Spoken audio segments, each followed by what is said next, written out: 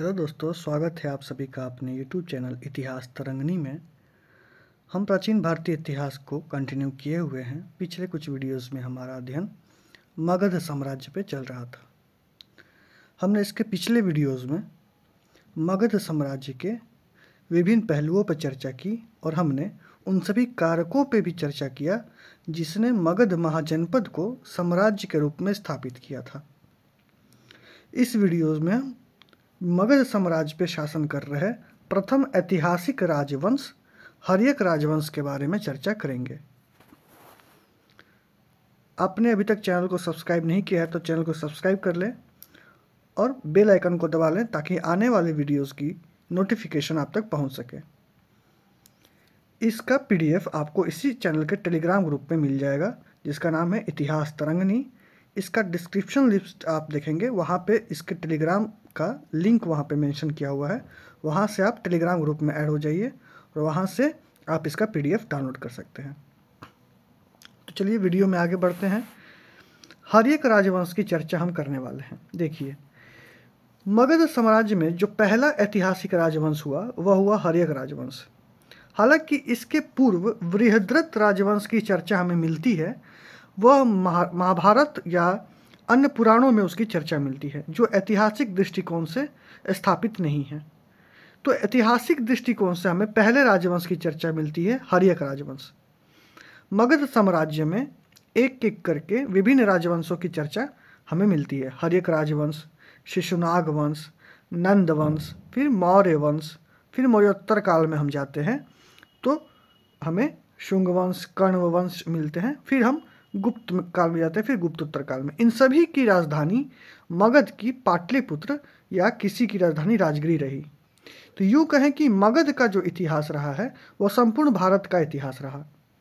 तो इसी क्रम में हम हर्यक राजवंश के जो विभिन्न शासक हुए जैसे बिंबिसार, अजातशत्रु और उदयन, इनकी चर्चा हम करेंगे हर्यक राजवंश के तहत।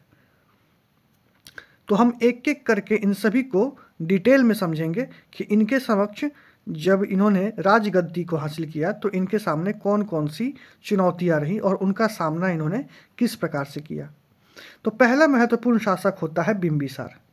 हमने देखा था कि जो भट्टी नामक शासक हुआ उसने अपने पुत्र बिंबिसार को राजगद्दी सौंपा था।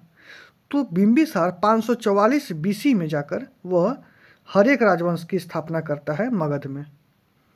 इसके बाद अगला शासक होता है अजातशत्रु और इसके बाद जो महत्वपूर्ण शासक होता है उदयन। उदयन के बाद उसके 3 पुत्र होते हैं, अनिरुद्ध, मुंडक तथा नागदशक। तो नागदशक हर्यक राजवंश का अंतिम शासक होता है। तो हर्यक राजवंश 544 बीसी से लेकर 412 बीसी तक मगध पे राज्य करता है। आइए चर्चा करते हैं बिंबिसार के बारे में। तो बिंबिसार का जन्म 560 बीसी के आसपास होता है। यह बुद्ध का समकालीन था क्योंकि बुद्ध का जन्म हम 563 बीसी के आसपास मानते हैं। यह बुद्ध का मित्र भी था और बुद्ध का संरक्षक भी था। एक शासक होने के नाते जो संत या मॉन्क होते थे, जो बुद्धिस्ट होते थे, उनकी यह संरक्षक भी होते थे शासक। तो यह बुद्ध का मित्र तथा बुद्ध का संरक्षक भी हुआ करता था बिंबिसार। जब बिंबिसार मगध के राजगद्दी पे आसन होता है तो इसके समक्ष कुछ चुनौतियां होती हैं और उन सभी चुनौतियों को बिंबिसार एक एक करके अपने अलग अलग नीतियों के माध्यम से उनका समाधान करता है। तो आइए उस पर चर्चा करते हैं बिंबिसार के समक्ष कौन कौन सी चुनौतियां थीं। तो बिंबिसार के समक्ष 3 महत्वपूर्ण चुनौतियां थीं। बिंबिसार जब राजगद्दी पे बैठता है तो उसके समक्ष जो पहली चुनौती होती है वह होती है कि वह किस प्रकार मगध की सुरक्षा करे और मगध को विस्तार भी दे, क्योंकि उसके जो पड़ोसी महाजनपद थे वह थे कौशल, अवंती और वैशाली। वैशाली आपको पता है वज्जी संघ के तहत था। यह 8 गणराज्यों का संघ था, बहुत महत्वपूर्ण, बहुत मजबूत संघ था। तो बिंबिसार के समक्ष इन तीनों बड़े महाजनपदों से अपने राज्य यानी मगध की सुरक्षा करना और साथ ही उसको विस्तार देना एक बहुत बड़ी चुनौती थी। यदि आप किसी राज्य के शासक हैं और आपके 2 पड़ोसी या अन्य किन्हीं 2 पड़ोसी के बीच में अगर युद्ध या संघर्ष चल रहा होता है तो उसका प्रभाव कहीं ना कहीं आपके राज्य पे भी पड़ेगा। तो ऐसी परिस्थिति बिंबिसार के साथ भी थी। इसके दो महत्वपूर्ण पड़ोसी अवंती और गांधार लंबे समय तक संघर्षरत थे, यानी कि अवंती और गांधार के बीच युद्ध काफ़ी समय से चले आ रहा था। तो बिंबिसार के समय समक्ष एक चुनौती यह भी थी कि वह किसी भी तरह अवंती और गांधार के मध्य चले आ रहे युद्ध को समाप्त करके मगध को उससे सुरक्षित बनाए रखें, क्योंकि अगर इन दोनों में से कोई जीत जाता है, अगर गांधार जीत जाता है अवंती पे, तो उसका अगला निशाना मगध हो सकता था। तो ऐसी 3 प्रमुख चुनौतियां थीं बिंबिसार के समक्ष जब वह गद्दी पे आसीन होता है। तो इन तीनों चुनौतियों को वह किस प्रकार से उनको टैकल करता है, उनको कैसे उनका समाधान करता है, उनके बारे में हम चर्चा करते हैं। इन तीनों चुनौतियों का सामना बिंबिसार ने अपने 3 नीतियों के माध्यम से किया, 3 अलग अलग नीतियों के माध्यम से किया।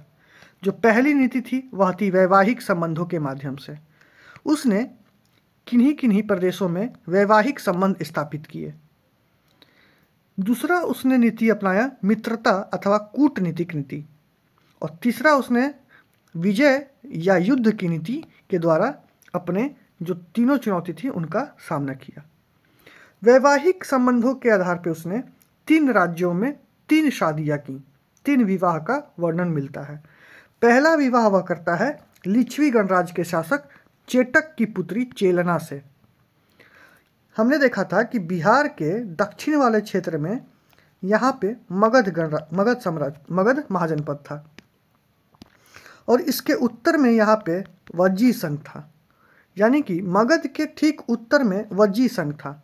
तो विनय पिटक में ऐसा चर्चा मिलता है कि लिच्छवी गणराज्य के लोग रात में उत्तर से मगध में प्रवेश करके लूट मार करते थे, यानी कि वज्जी साम्राज्य के लोग या वैशाली के यानी लिच्छवी गणराज्य के लोग उत्तर दिशा से मगध में सेंध लगाया करते थे रात्रि में और लूट मार करते थे। तो इस लूट मार के चलते मगध काफ़ी अशांत प्रदेश के रूप में दिखता था। तो इस अशांति को शांत करने के लिए जो बिंबिसार है उसने लिच्छवी गणराज्य के शासक चेटक की पुत्री यानी चेलना से वह विवाह करता है, और इस विवाह के पश्चात यह जो लूट मार था वह शांत हो जाता है।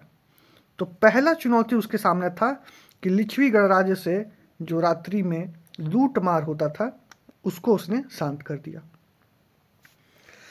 दूसरा विवाह वह करता है कोसल प्रदेश के नरेश प्रसेनजित की बहन महाकोसला से, और इस विवाह के पश्चात उसे काशी दहेज के रूप में प्राप्त हो जाता है। यानी कि हम देखते हैं कि यहाँ पे मगध है, यहाँ पे काशी प्रांत है, और ये कोशल के अंडर में काशी आता था, और काशी दहेज में मिल गया किसको? बिंबिसार को। ठीक है। अब एक और बात ध्यान देने वाली बात है कि मगध को वत्स से भी सुरक्षा प्रदान हो जाता है। क्यों? क्योंकि कोसल और वत्स मित्रतापूर्ण व्यवहार करते थे, यानी कि मित्र का मित्र हमारा मित्र होता है। तो इस प्रकार से बिंबिसार जब कौशल नरेश के यहाँ वैवाहिक संबंध स्थापित करता है तो उसे काशी दहेज के रूप में प्राप्त होता है, और साथ ही साथ उसे वत्स से भी सुरक्षा प्राप्त होती है, क्योंकि वत्स भी एक महत्वपूर्ण और बहुत ही मजबूत महाजनपद था। तो वह दूसरा विवाह करता है कौशल नरेश प्रसेनजित की बहन महाकोसला से। ठीक है। अब वह तीसरा विवाह करता है भद्र देश की राजकुमारी क्षेमा से। भद्र देश से तात्पर्य क्या है? पंजाब का क्षेत्र, यानी कि पंजाब के क्षेत्र में शासन कर रहे राजा की राजकुमारी थी जिसका नाम था क्षेमा। और भद्र देश से उसे क्या लाभ होता है? तो भद्र देश के युवाओं का वह प्रयोग सेना में करता है। तो वैवाहिक संबंधों के माध्यम से बिंबिसार हम देख रहे हैं कि किसी न किसी तरीके से अपने मगध साम्राज्य को एक मजबूती प्रदान करने में सक्षम रहता है।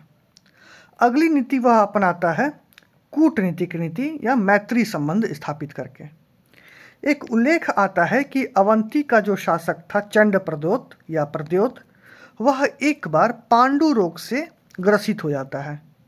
पांडु रोग का मतलब है पीलिया, जॉन्डिस उसे हो जाती है प्रद्योत को। तो बिंबिसार अपने राज्य वैद्य जीवक को भेजता है उसे ठीक करने के लिए। तो इस प्रकार अवंती से वह मैत्रीपूर्ण संबंध स्थापित करता है। तो अवंती जो बलशाली बहुत ही मजबूत महाजनपद था, उससे वह मगध के साथ वह मैत्रीपूर्ण संबंध स्थापित करने में सफलता प्राप्त करता है बिंबिसार। अगला वह राजदूत भेजता है गांधार के शासक पुष्कर सारिन के पास, और राजदूत भेजकर वह मैत्रीपूर्ण संबंध स्थापित करता है गांधार के साथ भी। और हमने देखा था कि उसकी 3 बड़ी चुनौतियों में से एक चुनौती यह भी थी कि अवंती और गांधार काफ़ी लंबे समय से संघर्षरत थे, आपस में इनका युद्ध चल रहा था, और वह इसी प्रकार अवंती और गांधार के मध्य मध्यस्थता करके युद्ध को समाप्त कर देता है। तो इस प्रकार हम देखते हैं कि अवंती गांधार और अवंती तथा गांधार के मध्य चल रहे युद्ध को भी समाप्त करके वह इन दोनों से अपने आप को सुरक्षा की स्थिति में लेकर आता है बिंबिसार। और तीसरी नीति वह अपनाता है विजय अथवा युद्ध की नीति।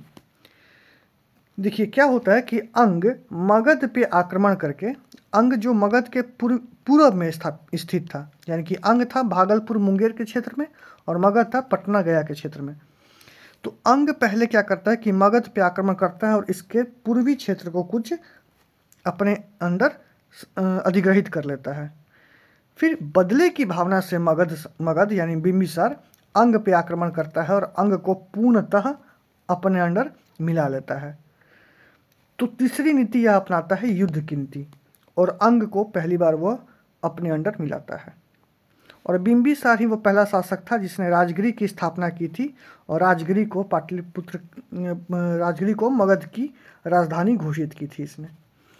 तो यह था चर्चा हर्यक राजवंश के पहले शासक बिंबिसार की। ठीक है, इसके बाद हम अध्ययन करेंगे अजातशत्रु के बारे में, क्योंकि अजातशत्रु भी जब शासक बनता है इसके समक्ष भी कुछ चुनौतियां थी। हम देखेंगे उन चुनौतियों को इसने किस प्रकार से उसका समाधान किया, और उसके बाद हम एक अगले महत्वपूर्ण शासक उदयन पे चर्चा करेंगे। इसी प्रकार हम क्रमवार एक एक करके हर एक शासकों पे, हर एक राजवंशों पे अध्ययन करेंगे और मगध साम्राज्य को पूर्णता से समाप्त करेंगे। वीडियो पसंद आता है वीडियो को लाइक कीजिए, अपने दोस्तों में शेयर कीजिए। चैनल पर नए हैं और चैनल को सब्सक्राइब नहीं किया है तो चैनल को सब्सक्राइब कीजिए, बेल आइकन को प्रेस कीजिए ताकि आपके पास हर एक वीडियोज़ की नोटिफिकेशन आती रहे। PDF डाउनलोड करना है तो PDF के लिए आप टेलीग्राम ग्रुप ज्वाइन कर लीजिए, वहाँ पे इसका PDF अपलोडेड है। मिलते हैं अगले वीडियो में। महत्वपूर्ण शासकों का उल्लेख किया था जिसमें हमने पहले महत्वपूर्ण शासक बिंबिसार के ऊपर विस्तार से अध्ययन किया। बिंबिसार का जो शासनकाल रहा वह 544 BC से 492 BC तक रहा, और बिंबिसार ही हर्यक राजवंश का संस्थापक माना जाता है। बिंबिसार की हत्या करके इसका पुत्र अजातशत्रु शासक बनता है। तो इस वीडियो में हम अजातशत्रु को विस्तार से समझेंगे, जिसका शासनकाल 492 से लेकर 460 ईसा पूर्व तक रहा। इसके बाद हम इसके अगले वीडियो में इसके अगले शासक उदयन पर चर्चा करेंगे, और इसके अंतिम शासक के रूप में, हर्यक राजवंश के अंतिम शासक के रूप में हम नागदशक को जानते हैं। ये जो वीडियो है यह सिविल सर्विस के एग्ज़ाम्स के लिए, स्टेट PCS या लोअर PCS एग्ज़ाम्स के लिए, और साथ ही नेट JRF में जहाँ भी एंसेंट हिस्ट्री का सेक्शन है उसके लिए इंपॉर्टेंट रहेगा वीडियो। तो वीडियो में अंत तक बने रहें, और वीडियो पसंद आता है तो वीडियो को लाइक कीजिए, अपने दोस्तों में शेयर कीजिए, और चैनल पे आप नए हैं तो चैनल को सब्सक्राइब कर लीजिए। ठीक है, बढ़ते हैं वीडियो में आगे। टॉपिक है आज का अजातशत्रु। अजातशत्रु को हम दूसरे नाम कुनिक से भी जानते हैं। इसके पिता जो बिंबिसार थे उनका एक और नाम मिलता था श्रेणिक, उसी प्रकार अजातशत्रु का भी एक नाम मिलता है कुनिक। इसका शासनकाल था 492 से 460 ईसा पूर्व तक। जिस प्रकार हमने समझा था बिंबिसार जब राजगद्दी पे बैठता है तो उसके समक्ष कुछ चुनौतियां थीं, जैसे अवंती की चुनौती थी, कौशल के साथ उसके संबंध स्थापित करने थे, वज्जी संघ से उसके संबंध कैसे रहे, और अंग से उसका जो संघर्ष चला, वो कुछ चुनौतियां रहीं बिंबिसार के सामने जब वह शासक के रूप में आसीन होता है।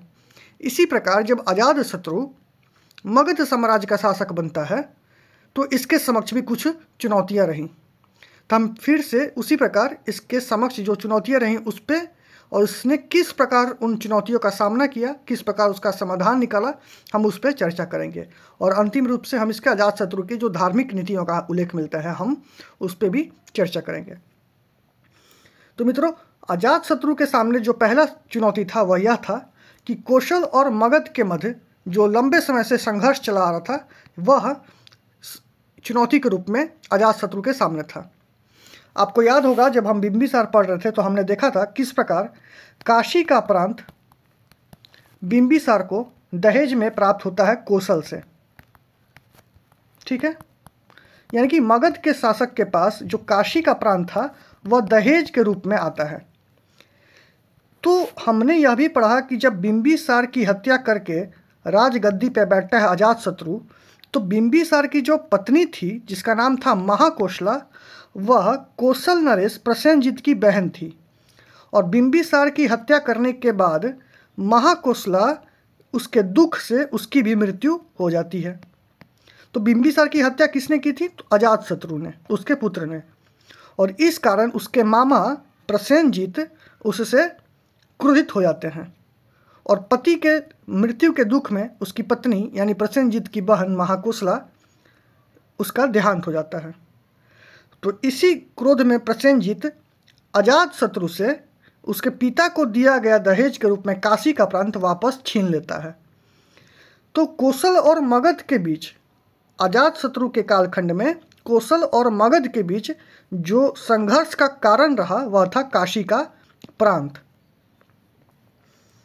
अब देखिए, संयुक्त निकाय जो बौद्ध धर्म का महत्वपूर्ण ग्रंथ है, इसमें हमें कौशल तथा मगध के बीच में दीर्घकालीन संघर्ष की चर्चा मिलती है।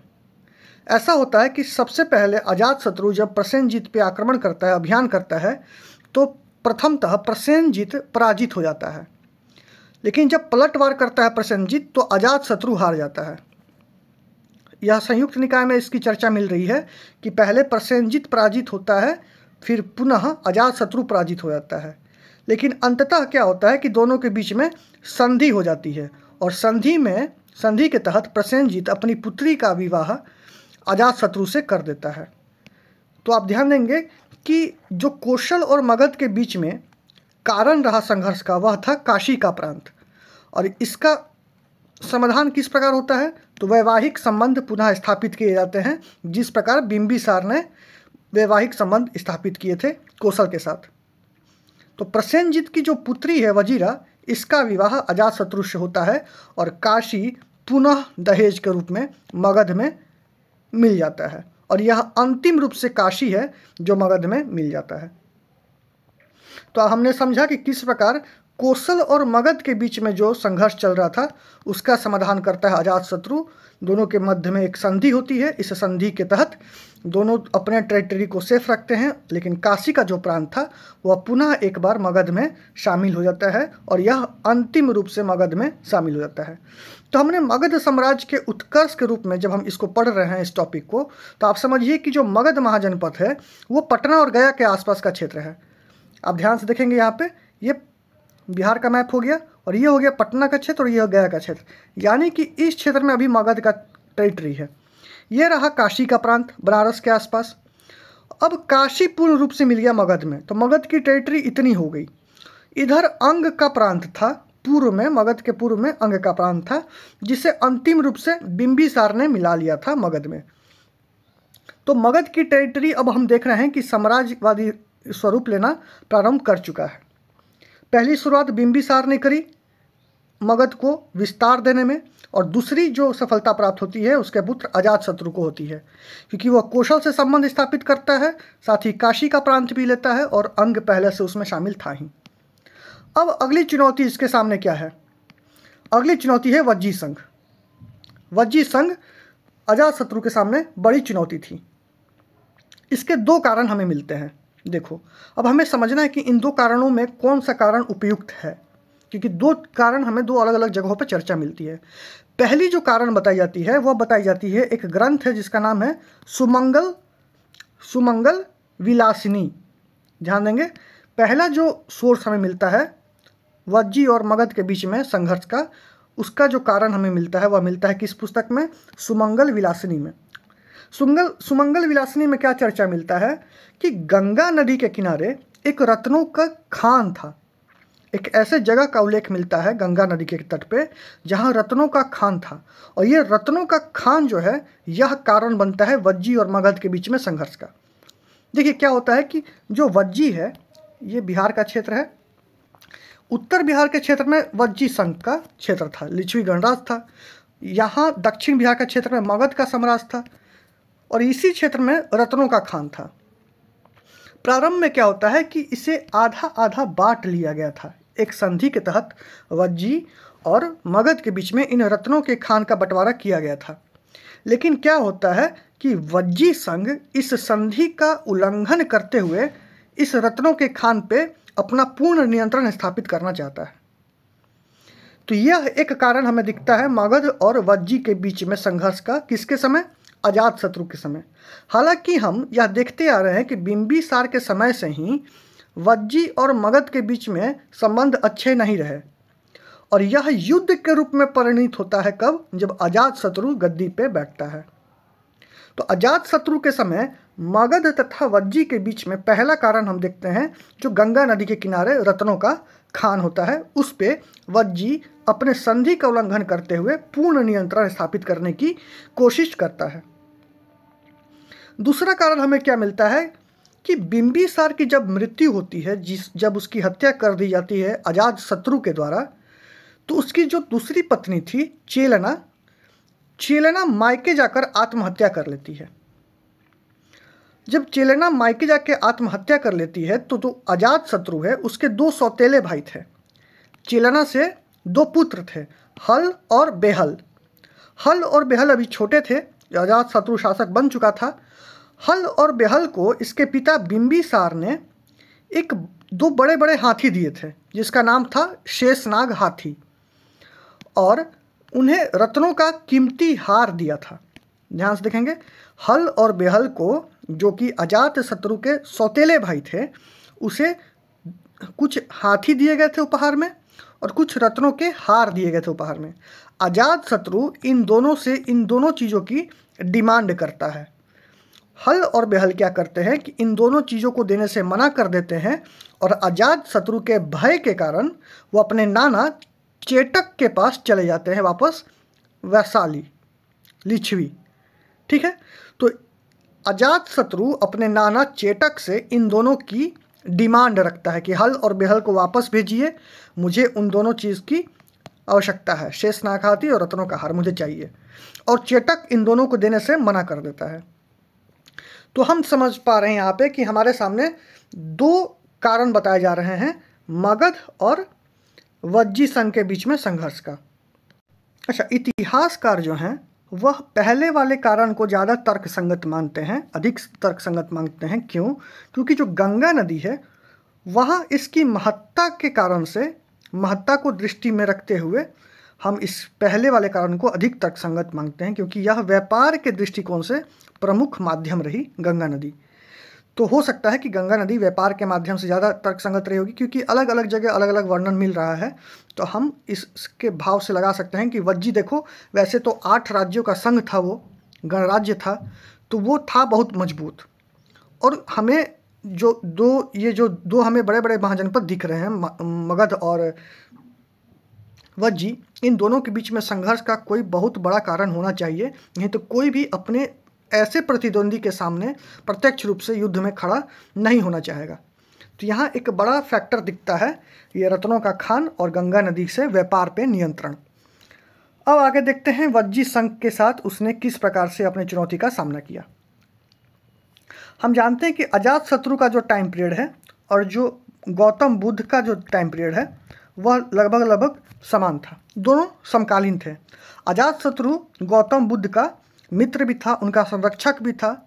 तो जब इसके सामने यह समस्या आती है कि किस प्रकार वज्जी संघ को जीता जाए, जो कि एक मजबूत संघ है, तो उसके लिए यह जाता है बेलून बिहार, जहाँ महात्मा बुद्ध उस वक्त वहाँ स्थित थे, वहाँ बैठे हुए थे, वहीं उनका निवास स्थान बना हुआ था।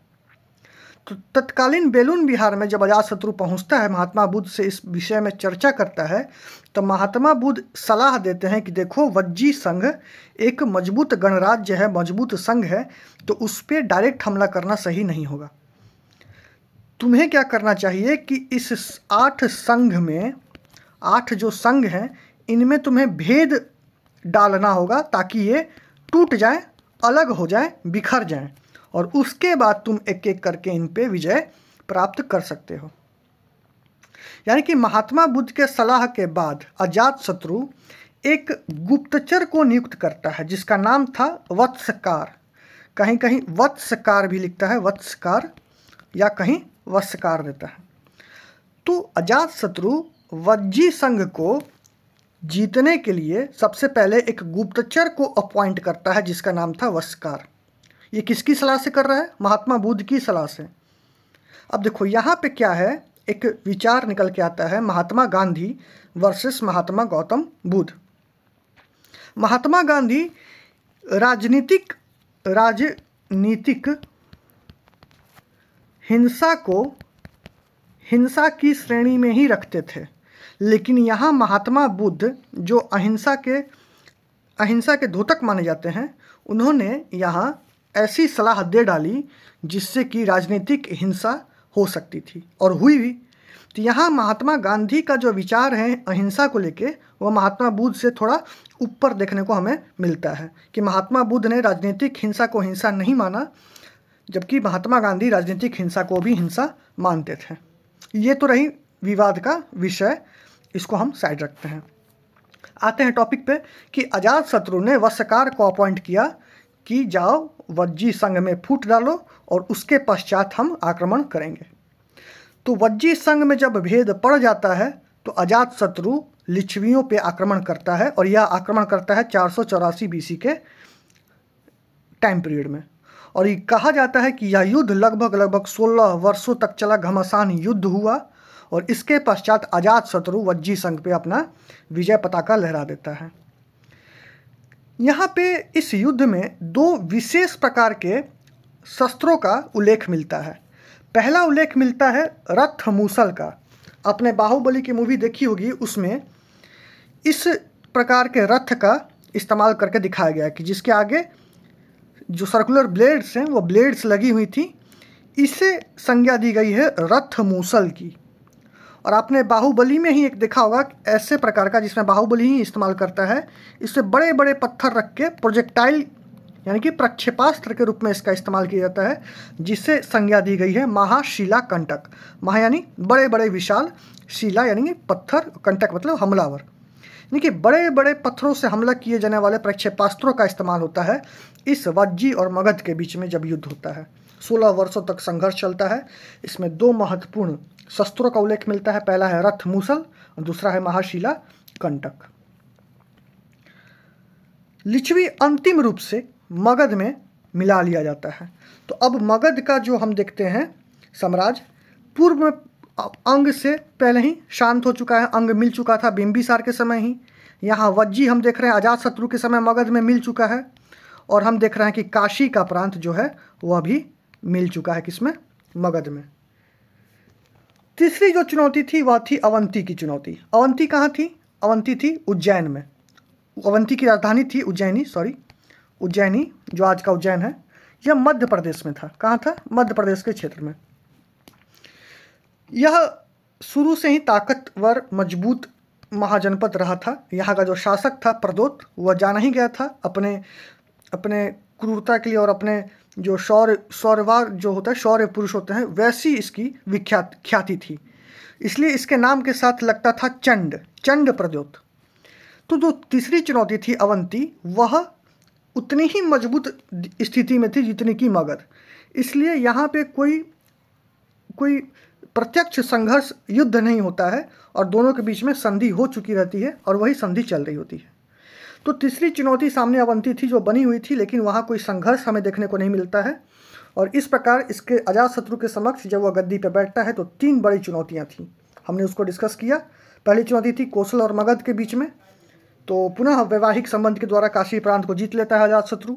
दूसरी चुनौती थी वज्जी और मगध के मध्य में, जो गौतम बुद्ध के सलाह पे वस्यकार को नियुक्त किया गया गुप्तचर के रूप में, और उसके बाद उस पर आक्रमण किया गया वज्जी पे।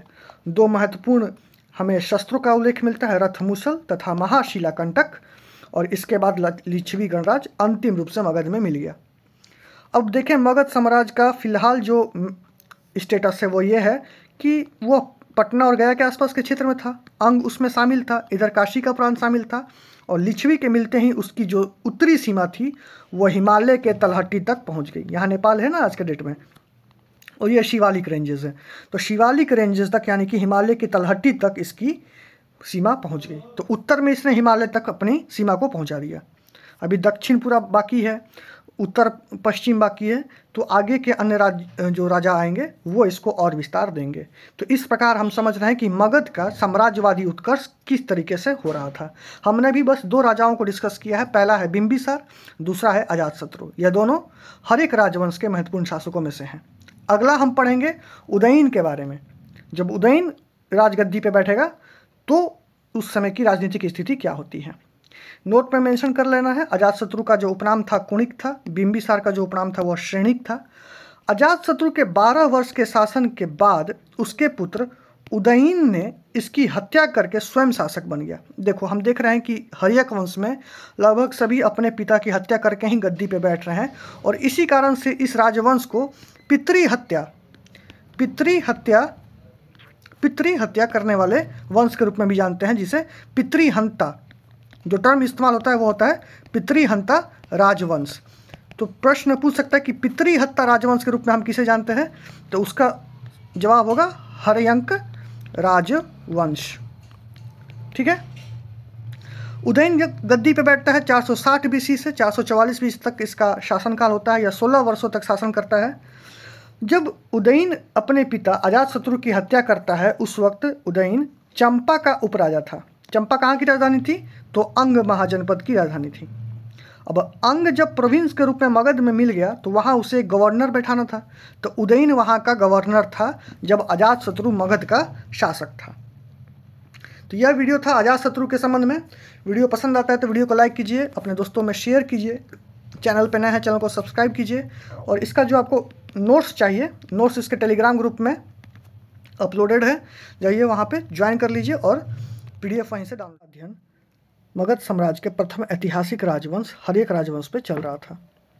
पिछले कुछ वीडियोज़ में हमने हर्यक राजवंश के प्रथम 2 ऐतिहासिक जो शासक हुए उनके ऊपर हमने विस्तार से अध्ययन किया। हमने बिंबिसार और अजातशत्रु को विस्तार से समझा।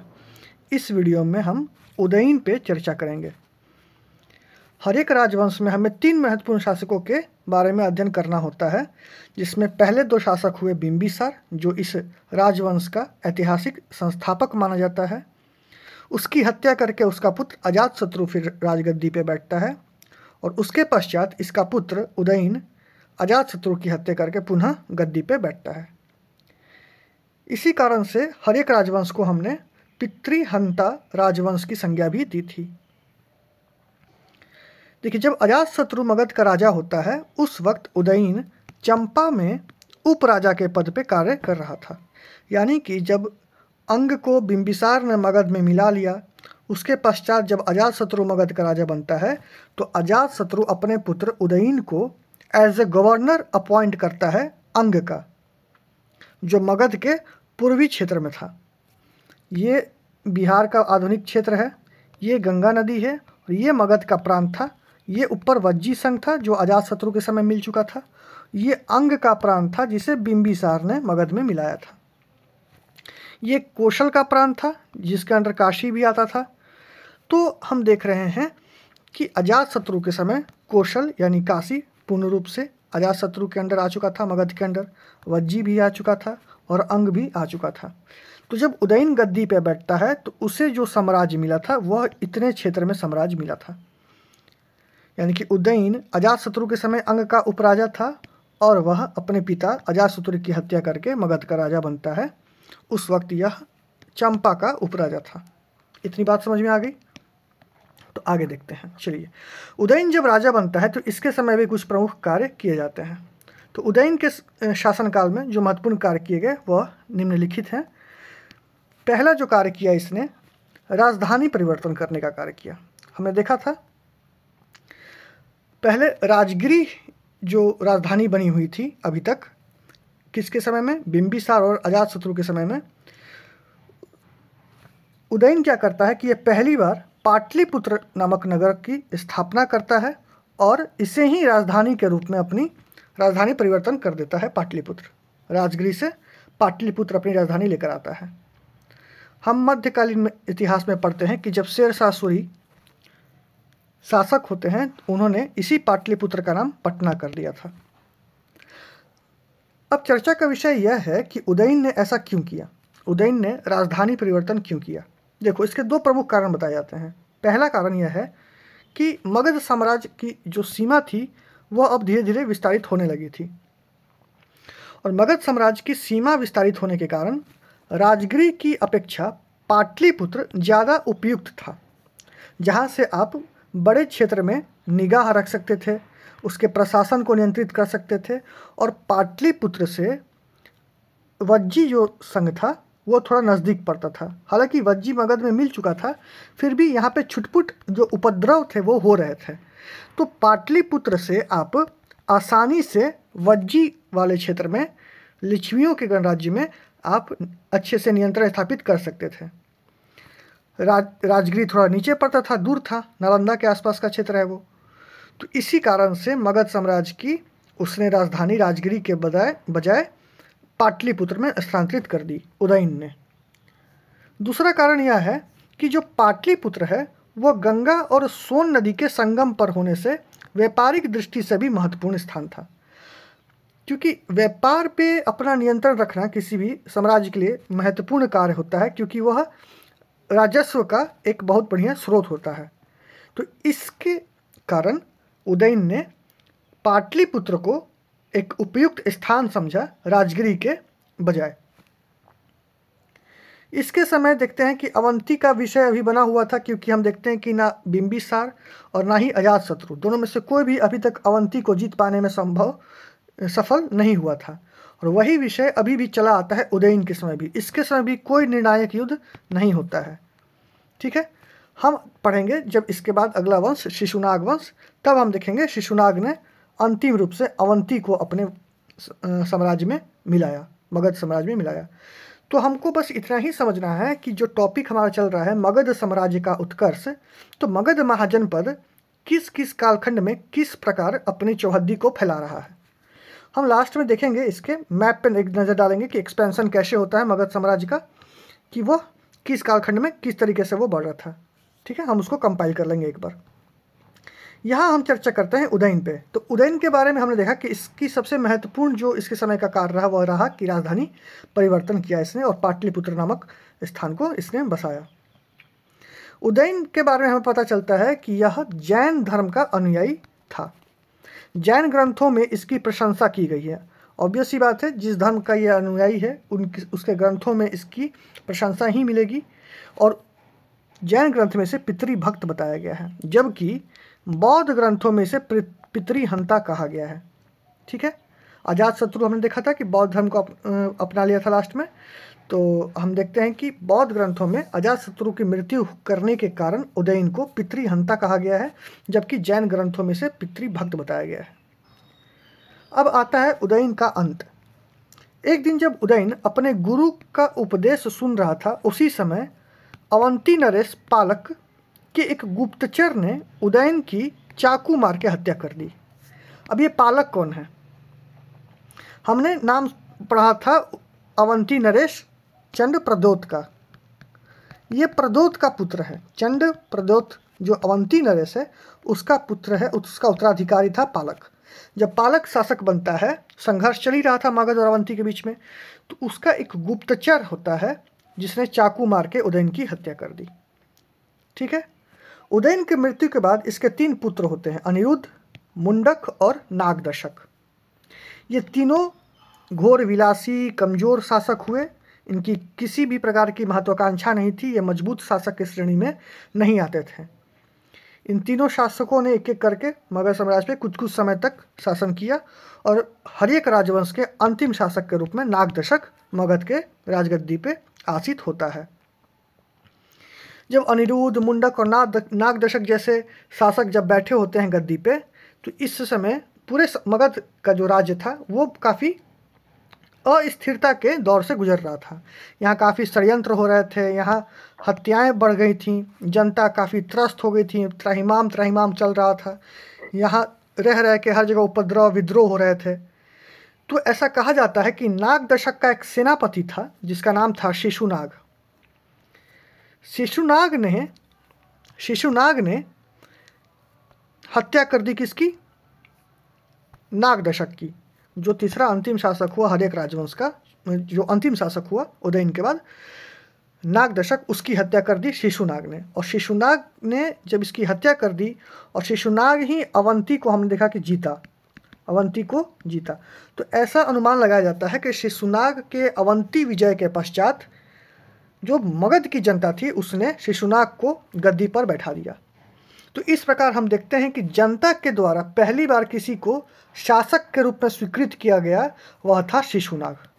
अब शिशुनाग जब राजगद्दी पर बैठता है तो यह अपने एक नए वंश की स्थापना करता है, शिशुनाग वंश, जिसमें हम दो महत्वपूर्ण शासकों के बारे में पढ़ेंगे। एक तो स्वयं शिशुनाग और दूसरा हम पढ़ेंगे कालाशोक। कालाशोक जिसको पुराणों में क्या कहा गया है? काकवर्ण, काकवर्ण की संज्ञा दी गई है। तो दो महत्वपूर्ण शासक पढ़ेंगे, शिशुनाग और कालाशोक। अब यहाँ पे हमारा हर्यक डायनेस्टी, हर्यक वंश कंप्लीट होता है। हमने लगभग 3 वीडियोस सिर्फ हर्यक डायनेस्टी पे देखा। पहला था बिंबिसार के बारे में, दूसरा अजातशत्रु और ये तीसरा था उदयन। अब देखिए जब हर्यक डायनेस्टी आता है, हर्यक डायनेस्टी के अंत तक हमारे पास जो मगध की बाउंड्री है वो है ये सामने आपको मैप में दिख रही है। तो इस एरिया में मगध का विस्तार होता है। देखिए यहाँ पे लिखा हुआ expansion of Magadha 6th to 4th century BCE।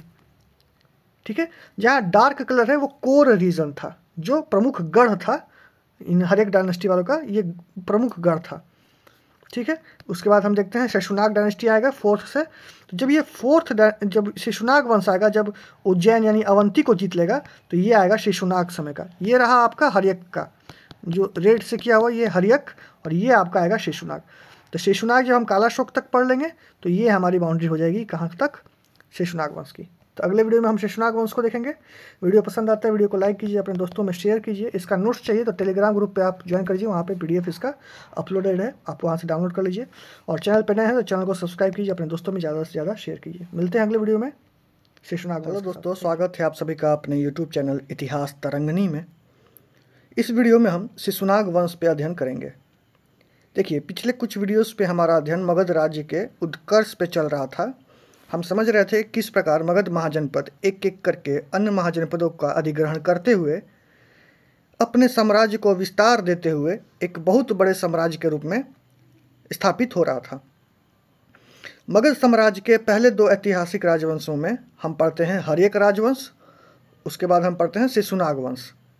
तो हर्यक राजवंश पे हमने जब चर्चा किया था तो हमने उसके 3 प्रमुख शासकों के बारे में अध्ययन किया।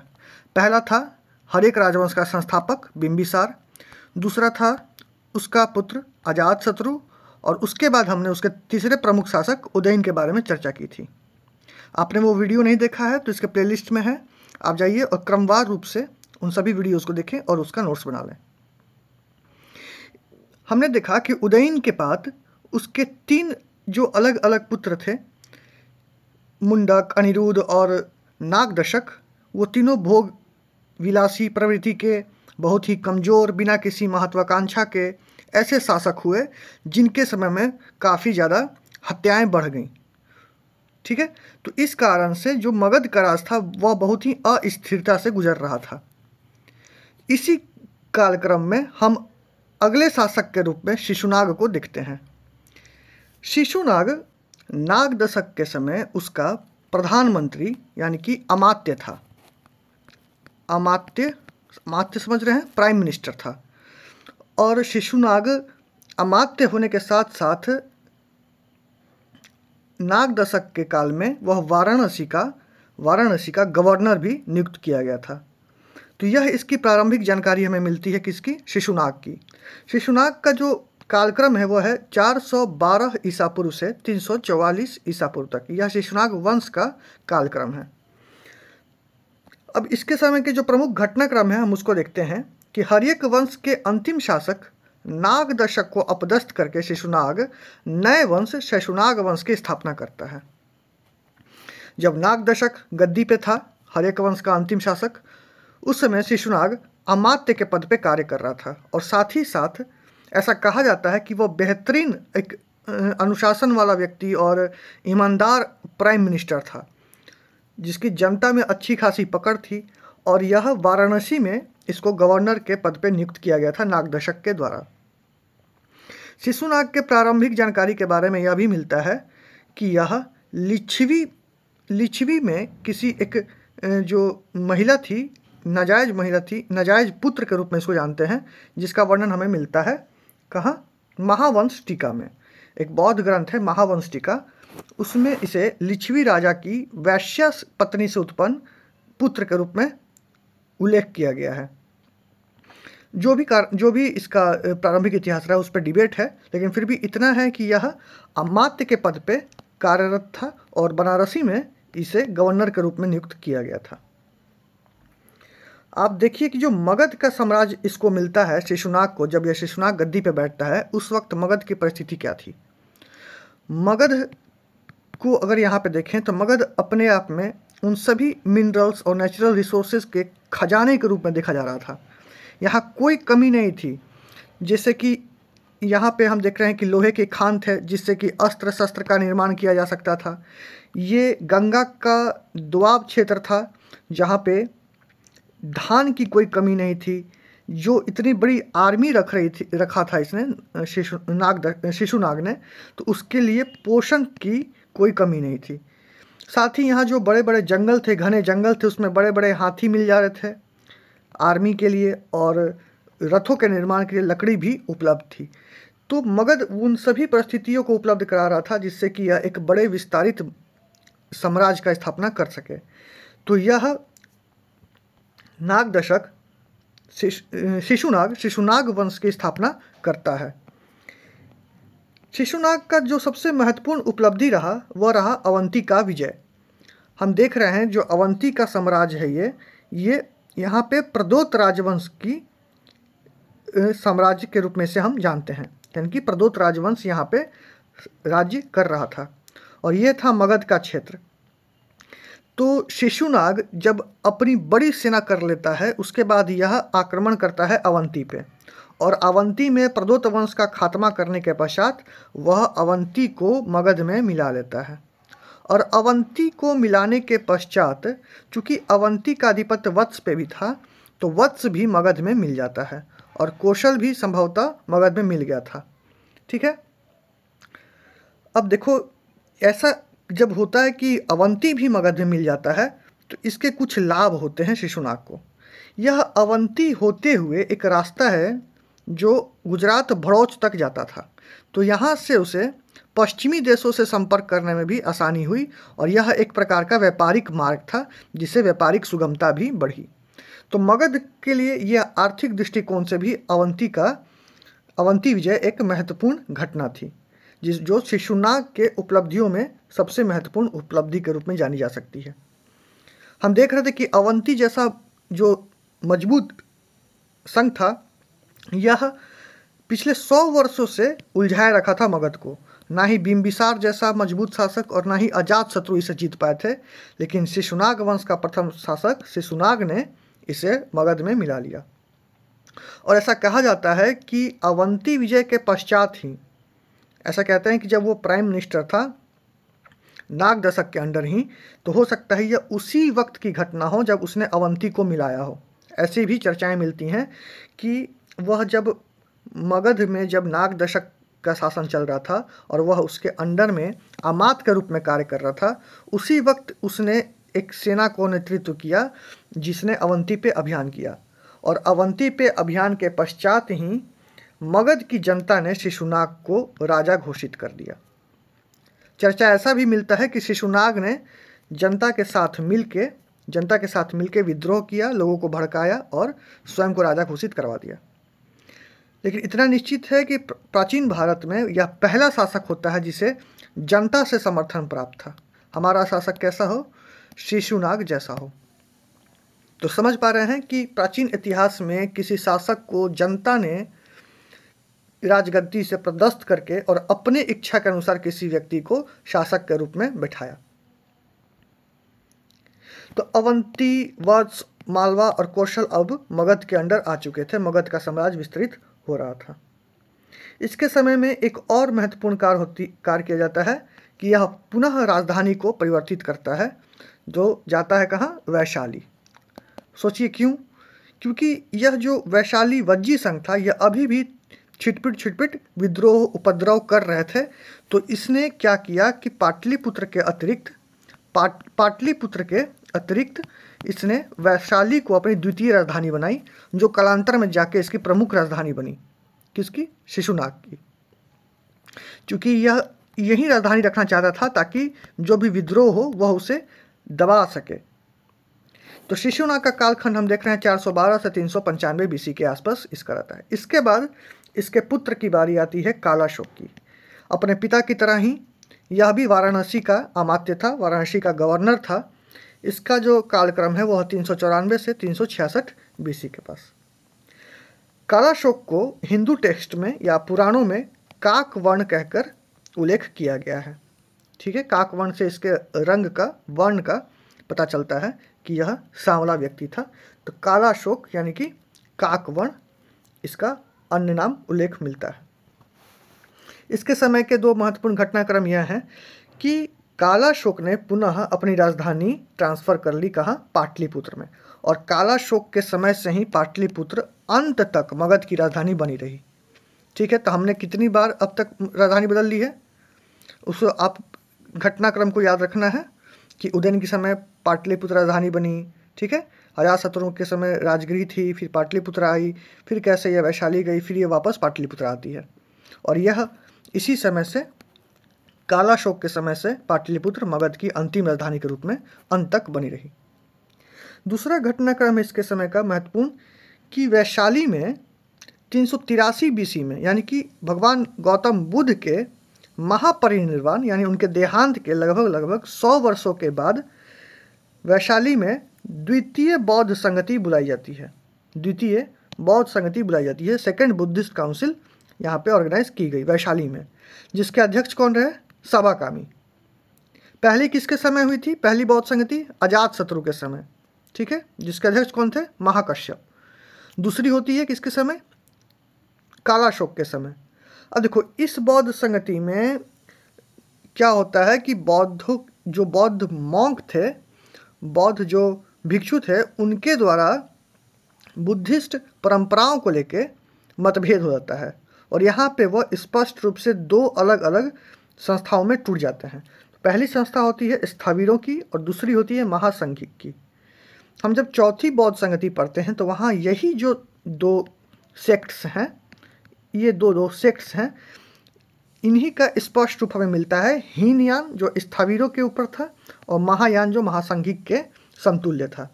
स्थाविर वो लोग थे, वो बौद्धिस्ट मॉन्क थे जो चाहते थे कि परंपरागत तौर पे जो ट्रेडिशनली नियम कानून फॉलो हो रहे थे संघ में, उन्हीं को फॉलो किया जाए।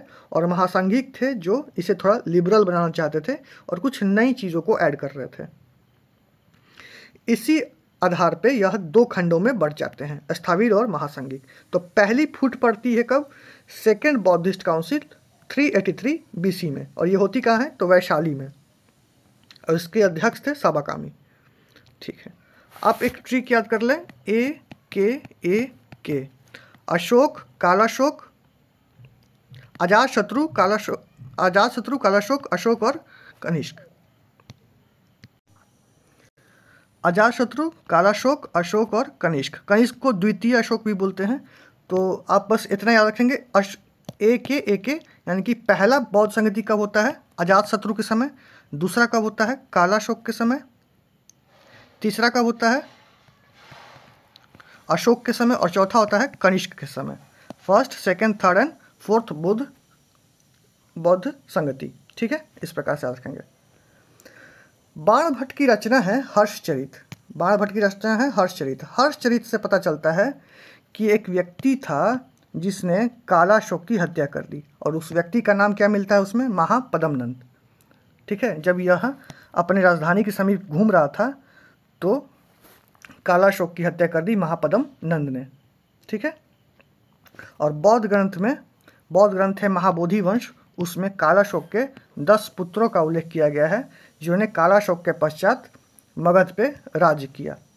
तो इन्होंने क्या किया, 10 पुत्रों ने ऐसा नहीं किया कि उन्होंने अपने में से कोई एक सबसे अच्छे काबिल व्यक्ति को बैठाया। उन्होंने क्या किया, मगध को 10 अपने अपने अलग अलग हिस्सों में बांट लिया, जो कि मगध में इनके वंश शिशुनाग वंश के पतन का कारण बना। इन्होंने 10 हिस्से बांट लिए और लगभग 22 वर्षों तक इनका शासन भी रहा। पुराणों में इसका लास्ट जो शासक है उसे नंदीवर्धन या महानंदिन बताया गया है। ठीक है। तो ये वीडियो था छोटा सा किसके लिए, शिशुनाग वंश पे। उम्मीद करता हूँ आपको समझ में आया होगा। एक या दो बार और देखेंगे तो आपको ये सारे फैक्ट्स क्लियर हो जाएंगे। मिलते हैं अगले वीडियो में। चैनल पर नए हैं, चैनल को सब्सक्राइब कर लीजिए, दोस्तों में शेयर कीजिए, वीडियो को लाइक कीजिए, और कोई डाउट है तो कमेंट कीजिए, मैं वहाँ पे आपका रिप्लाई कर दूंगा। इसका नोट्स चाहिए तो इसके टेलीग्राम ग्रुप पे आप ऐड हो जाइए, ज्वाइन कर लीजिए, वहाँ पे इसका PDF अपलोडेड है, वहीं से आप डाउनलोड कर लें।